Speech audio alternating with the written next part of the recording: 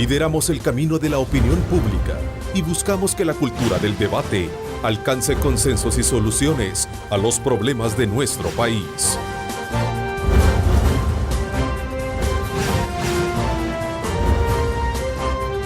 Diálogo con Ernesto López. ¿Qué tal? Buenos días, El Salvador. Como siempre, gracias por estar en sintonía de Cadena Megavisión. Qué gusto, qué placer saludarles a ustedes a esta hora de la mañana. Somos 3 canales a la disposición de ustedes para poder llevarles, como siempre, una buena programación. Canales 15, 19 y 21, por supuesto, cubriendo todo el territorio nacional. Un saludo muy especial a todos nuestros amigos que nos sintonizan en el extranjero. Gracias por estar en sintonía de nosotros a través del www.megavision.com.sb. Ayer, y dándole seguimiento al pulso electoral que vivimos los salvadoreños, tuve la oportunidad de conversar con Nayib Bukele de varios aspectos que tienen que ver con su experiencia territorial ganada hasta la fecha, y entre otras cosas, como en la que advirtió que como figura política espera en los próximos días una campaña sucia en su contra, que a criterio de él contradice, digamos, como la iniciativa de llegar a establecer debates de ideas y no ataques personales.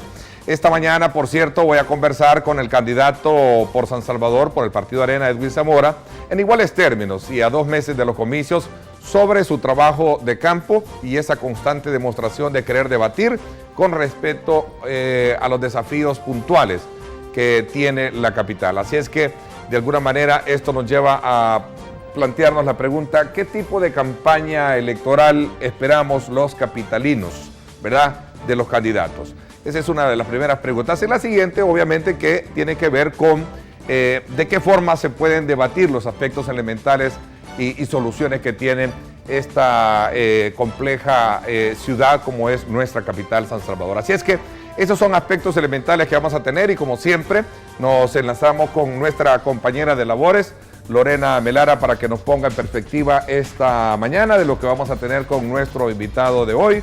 Lorena, buenos días, adelante con tu detalle. Gracias, Ernesto, buenos días y saludos cordiales para el candidato. Como lo mencionabas, la población necesita conocer en detalle cómo avanza el proceso electoral, así como las propuestas que cada candidato tiene, sobre todo en municipios con contiendas tan cerradas como el caso de San Salvador, que siempre se presta a diferentes debates. Veamos. En estas conformaciones electorales, la presentación del empresario de derecha Jaime Gil al Consejo Municipal de Nayib Bukele y no al de Edwin Zamora generó algunas dudas. Sin embargo, para el también presidente de Fundasalva, la decisión tiene objetivos de país. Yo no conozco al señor Zamora, ¿correcto? Entonces, si él me llama y me hubiera pedido, yo le puedo decir en un 80% que le hubiera aceptado. Porque para mí esto no es de cosa política. Cada aspirante hace lo suyo por acercarse a la población y tratar de incidir en la decisión al voto. De ahí que en ocasiones las estrategias se prestan a serios señalamientos. Es una campaña sucia de lo más bajo. Sacaron una demanda. Nosotros hasta presentamos recibos de un alquiler de $300, por Dios, que le hemos pagado hasta por adelantado. Es decir, incluso presentamos hasta los recibos. Sin embargo, tú ves de repente un rotativo, que todos ya saben cuál es, no le voy a hacer publicidad. Todos ya saben cuál es. Que incluso le dedica páginas a que supuestamente una alcaldía del país adeudaba un local de $300, que además era totalmente falso. Yo creo que si nosotros queremos una campaña de altura de verdad, debemos de suspender eso. Es decir, hagamos una campaña de propuestas. Por su parte, el aspirante arenero en reiteradas ocasiones ha manifestado su compromiso con una campaña limpia e inteligente. Ernesto, en los últimos periodos la alcaldía capitalina ha sido una contienda bastante cerrada entre Arena y el FMLN. Sin embargo, en esta oportunidad habrá que esperar la decisión del pueblo después del acercamiento propagandístico. Con esto regreso contigo para el análisis. Adelante. Decía de que es importante debatir, pero debatir ideas y no de alguna manera ataques personales, como lo que él prevé que en los próximos días estaría recibiendo del partido Arena en particular. ¿Qué piensa usted al respecto? Bueno, desde el primer día, desde el 14 de octubre que este servidor fue anunciado como candidato a alcalde de San Salvador, en el discurso de agradecimiento yo hice una invitación, entre otras cosas, que tuviéramos un debate. Porque creo que es importante que los ciudadanos nos conozcan mejor. Y como hablábamos antes de comenzar el programa, un debate verdaderamente debate, no una entrevista compartida, como se diría, ¿verdad? Una entrevista con todos los candidatos donde cada uno solo responde una pregunta, sino que con una dinámica propia de debate como hemos visto que se hace en otros países. A los capitalinos no les interesa escuchar cosas negativas de un político hablando de otro político. Y yo jamás lo voy a hacer, jamás lo he permitido que lo hagan, me he enfocado en decir que rechazo totalmente cualquier campaña sucia. Debatir con todos en primer lugar, con todos los que están corriendo por la candidatura, o usted en particular reta a su principal adversario, en este caso Nayib Bukele. Yo creo que el debate tiene que ser con todos. Yo creo que los 6 candidatos nos merecemos el respeto del espacio para un debate. Y entiendo que aquel que le toque coordinar un debate entre 6 le va a tocar un poco más difícil. Me va a tocar a mí que lidiar con 6, ¿no? Sí, correcto, Ernesto. Me alegro que tome la delantera de una sola vez en este ya están convocados proceso. Y ya lo anunciamos, ¿no? Sí. Muy próximo. Entonces, yo creo que es mucho más difícil un debate entre 6, administrarlo, que un debate entre 2 o 3. Pero hemos visto otros países donde se hacen debates entre varios y si el proceso está bien estructurado, bien ordenado, al final yo creo que la cosa funciona. Entonces, a mí, claro, me encantará estar con nuestros 6 colegas, me gustaría decir, nuestros 6 colegas, porque ahorita sí somos candidatos los 6, con mis 5 colegas, en este debate, porque creo que los 6 podemos aportar a enriquecer ese debate. ¿Qué es lo que hay que debatir? Bueno, yo creo nosotros digamos, pensemos en ese momento, ¿qué es lo que como candidato usted quiere decir y qué es lo que usted como candidato quiere de alguna manera debatir con el resto? Sí, yo creo que hay temas importantes que me imagino que todos conocemos, que son los temas que más le importan a los capitalinos. O sea, el tema de la seguridad.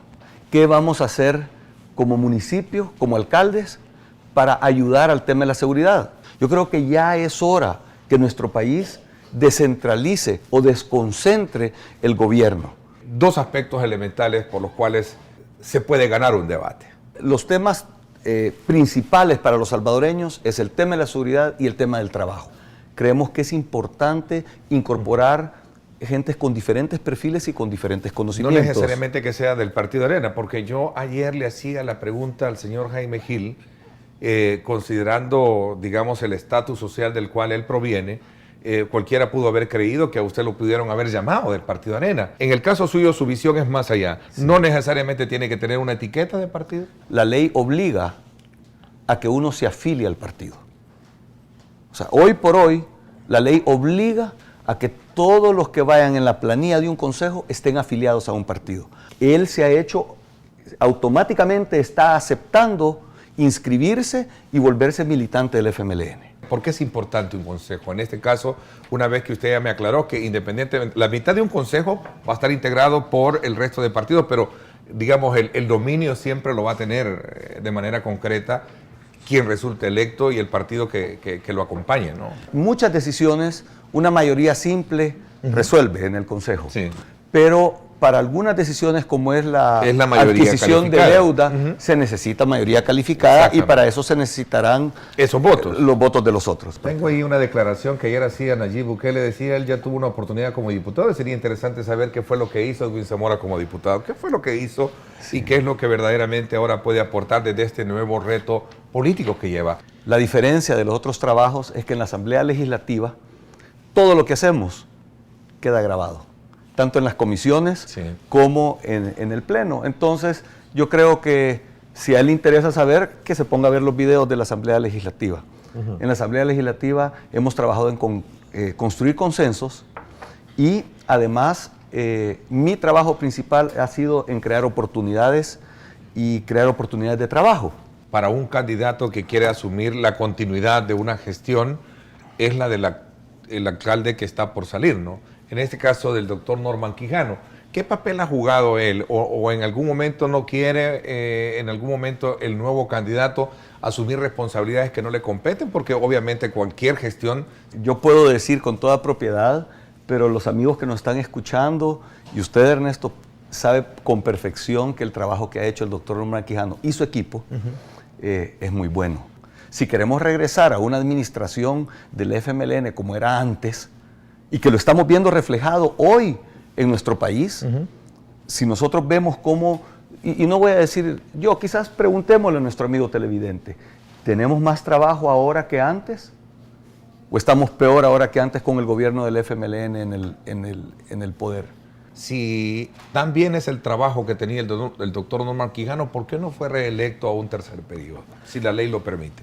Sí, eso yo no lo sé, o sea, son valoraciones que yo no puedo hacer, yo no las conozco, son decisiones que él y la dirigencia del partido habrán tomado en su momento y no sé cuáles fueron los elementos que habrán tomado para la decisión. Solo veamos las encuestas serias que salen publicadas en los periódicos, por ejemplo, y no me van a dejar mentir, comparemos la calificación que tiene el gobierno del doctor Quijano y su equipo para San Salvador con la calificación que tiene el gobierno del FMLN y su presidente para El Salvador. Y vamos a ver, o sea, que no lo digo yo, que lo digan los amigos que nos están viendo ahorita en la televisión. Y él ha estado totalmente en apoyo, totalmente de la mano, se lo agradezco, aprovecho ahorita, si me estás escuchando, Norman, muchas gracias por ese apoyo y que tu equipo me ha dado siempre, porque creo que es importante, pero nuevamente te felicito y te agradezco, Norman, de ser respetuoso de tu puesto como alcalde.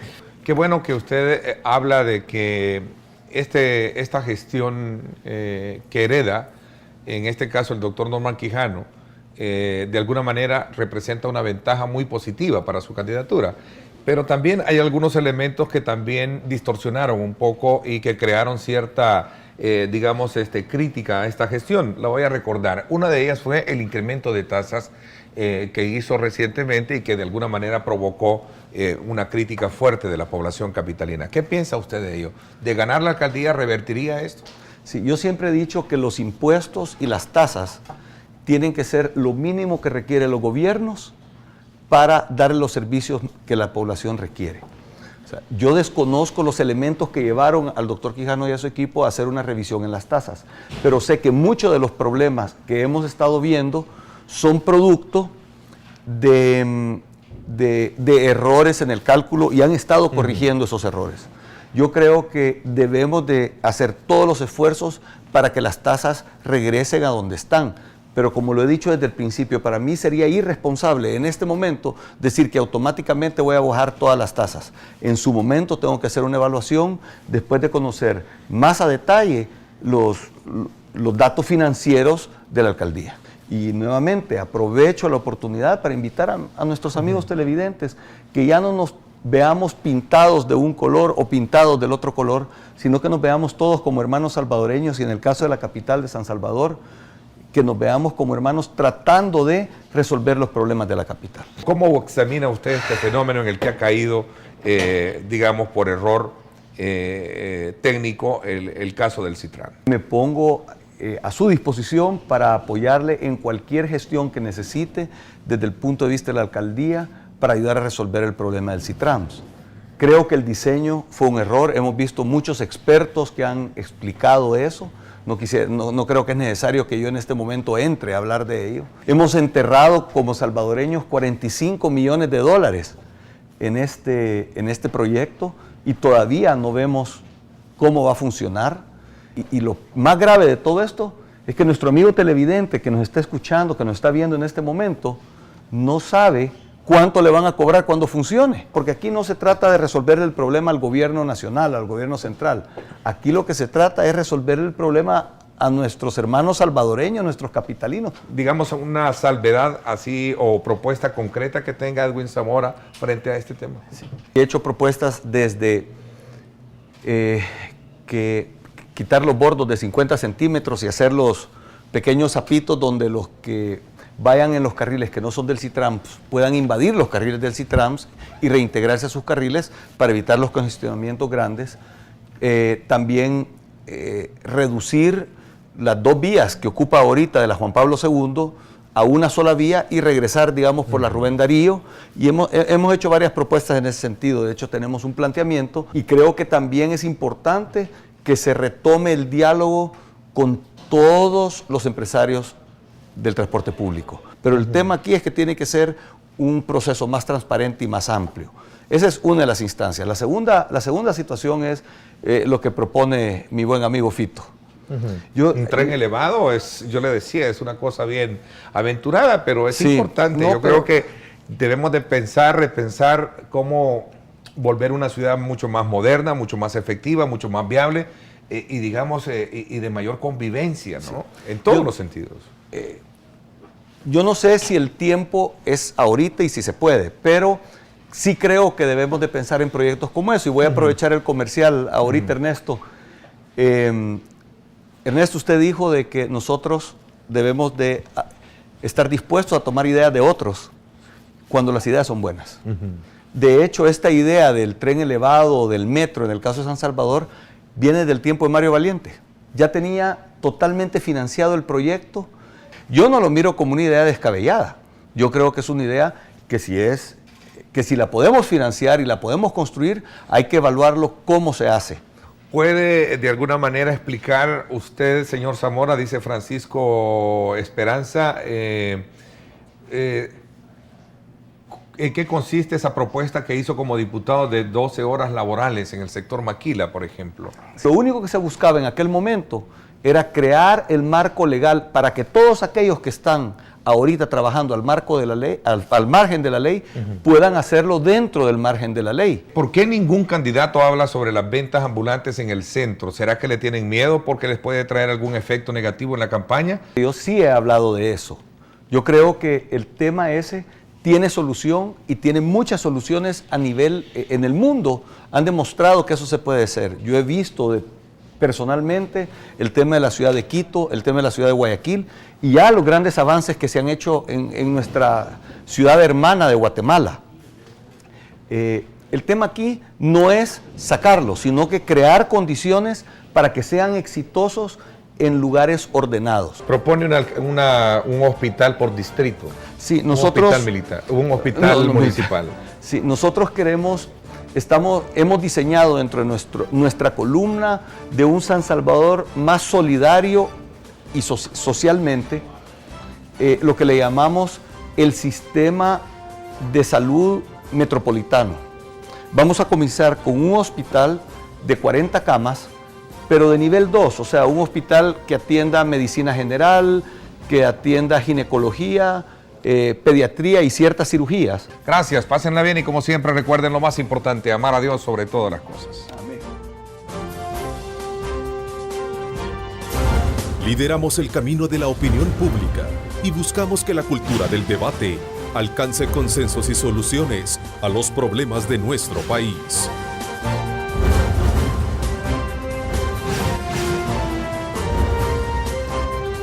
Diálogo con Ernesto López.